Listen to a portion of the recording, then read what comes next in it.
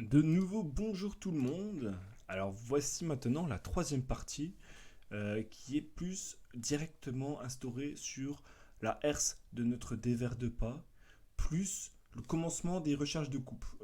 Et juste, j'ai peur que ça prenne un peu beaucoup de temps. Ok. Bon, alors, maintenant, comment et qu'est-ce qu'on va faire?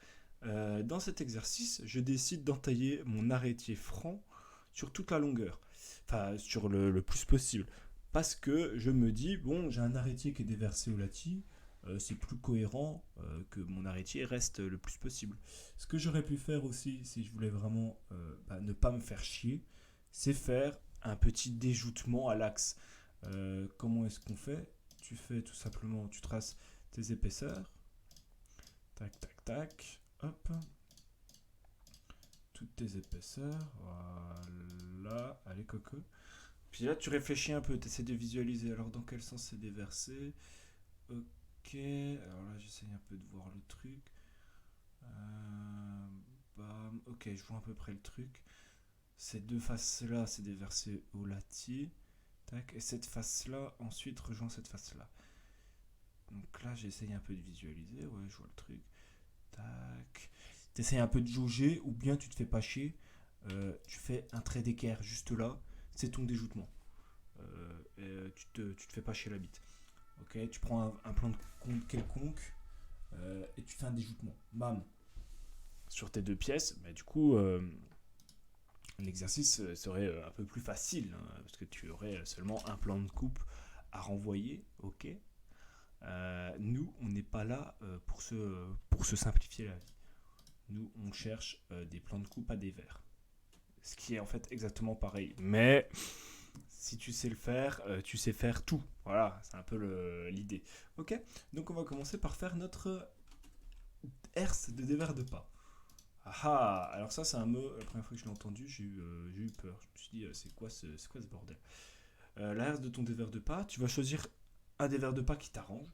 Alors moi je prends celui-ci pour la simple et bonne raison que par la suite il va falloir qu'on fasse croiser nos dévers de pas avec par exemple notre poinçon et notre autre arrêtier. Donc ici ça passe un peu plus dans notre feuille de dessin. Celui-ci, il est un peu plus extraverti, tu vois. Donc, je prends celui-là, mais tu peux faire avec n'importe lequel, tant que une de ces arêtes de la face, notre dévers de pas, touche ton arête en plan, ton arête d'axe, celle-ci, celle qui fait le raccord finalement. Ok. À partir de ce moment-là, tu as aucun souci à te faire. C'est dans la poche. Ok. Donc, tu vas faire filer ton dévers de pas.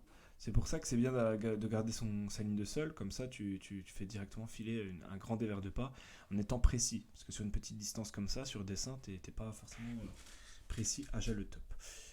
Donc maintenant, en fait, ce trait-là, ce dévers de pas, tu le considères comme une sablière.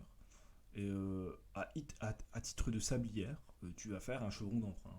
Hop, mon chevron d'emprunt de mon dévers de pas. Et à titre de chevron d'emprunt, je fais son élévation. Alors, l'auteur ici, on la connaît. Hein. C'est celle-ci que je vais copier à venir poser là. Tac. Que je viens rotationner et mettre ici. Et voilà. Là, j'ai tout simplement l'élévation de mon chevron d'emprunt de dévers de pas. Ok. Bon, voilà, il est ici en vert. Je vais directement mettre mon épaisseur, parce que comme c'est mon élévation de dévers de pas, c'est d'équerre à mon arrêtier, à ce dévers de pas là d'arrêtier. Et comme c'est d'équerre à ce dévers de pas là d'arrêtier, donc celui-ci en l'occurrence, bah, d'équerre, qu'est-ce qu'on a? On a la face. Donc d'équerre, qu'est-ce qu'on a? Bah, on a notre retombée, la largeur de notre arrêtier. Donc là, 20 centimètres. Donc je peux directement mettre son épaisseur. 20 centimètres. De retomber dans ce sens-là. Tu mets pas l'autre. Bon, l'autre, c'est 20 centimètres aussi.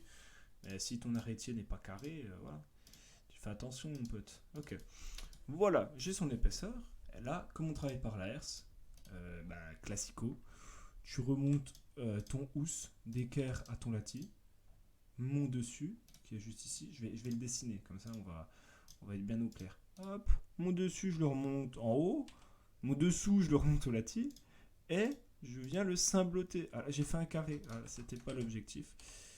Je voulais faire un arc de cercle. Voilà. Je viens le cimbloter. Et voilà.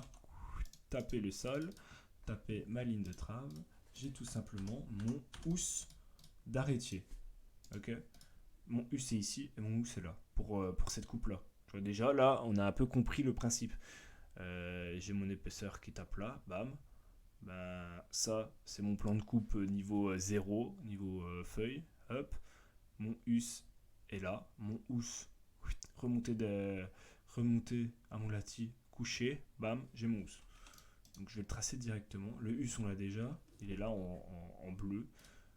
Et mon housse, normalement, moi, mon housse, je le mets en rouge. Donc tu sais quoi, je vais le mettre en rouge. Hop, ce plan de coupe là, c'est rouge, mon pote. Et ce plan de coupe là, mon housse, c'est bleu, mon pote. Ok? Tu t'en souviendras, Maël. Hein, tu fais pas le con. Hein, parce que ça va être utile après. Bon, voilà. Maintenant qu'on a ça, on va faire notre herse de dévers de pas. Donc c'est la même méthode. Je viens au cul de ma sablière, qui est juste ici, ma sablière de dévers de pas, en gros, hein, pour vous expliquer. Je fais coucher mon versant, hop, à taper mon chevron d'emprunt. Alors là, j'ai pas besoin de rebalancer d'équerre parce que j'ai pas échassé. Alors que précédemment, j'avais dû rebalancer d'équerre à mon chevron d'emprunt parce que c'était une ligne de trave. Là, non, on est directement pas échassé, nickel, à le top. Bon, maintenant que j'ai ce plan là, je peux tout simplement faire ma herse. J'ai mon point haut. Hop, c'est parfait, et voici ma herse de dévers de pas. Alors si vous voulez vous vérifier, pareil, tu mesures, tu prends ta petite règle. Ma herse de dévers de pas, elle fait combien 120,73. Ok, ma herse normale, 120,73. Bon, ok, nickel. Tu mesures sur ton élévation, ça va faire pareil. Voilà, j'avais déjà mesuré sur l'autre arrêté en élévation. Donc là, on est bon, c'est nickel.